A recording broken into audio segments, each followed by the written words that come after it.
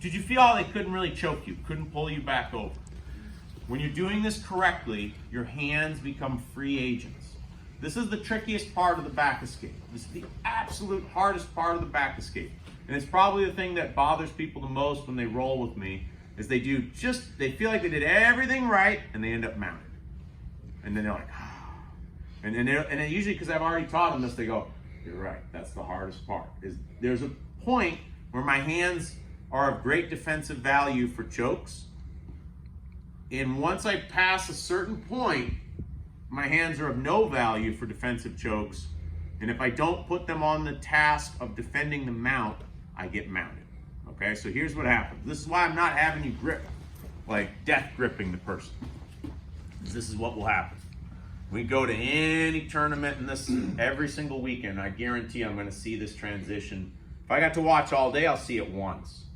If I get to watch all day at prop and I could be like omnipresent on all mats, I bet see it like 10, 15, 20 times, okay? You grab, which is smart because you don't want him to choke you, okay? You take some control of the arm. You start to come down, but you were so worried about the choke that you ignore the mount. And this is no longer a threat to me, and he just threw the leg over the top, okay? Super duper common exchange, whether you're talking kids or adults, even at a very high level, okay?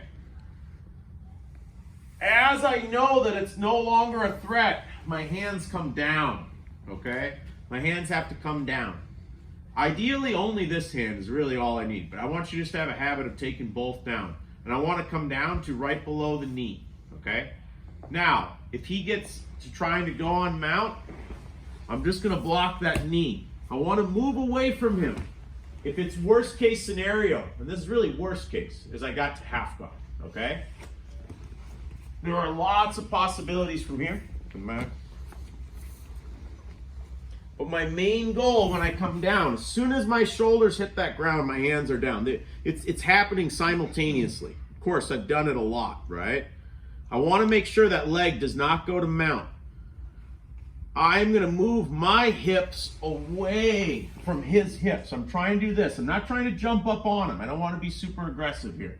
I want to make, if you go aggressive, he's likely to win and get to mount, okay? My worst case is I'm able to stuff him into like a half guard. Better cases is you're able to get all the way back down and get on top of him. Fun cases, you're able to go straight in on the attack with leg locks, okay? But those are more advanced things. The key thing here for me is my butt was facing him.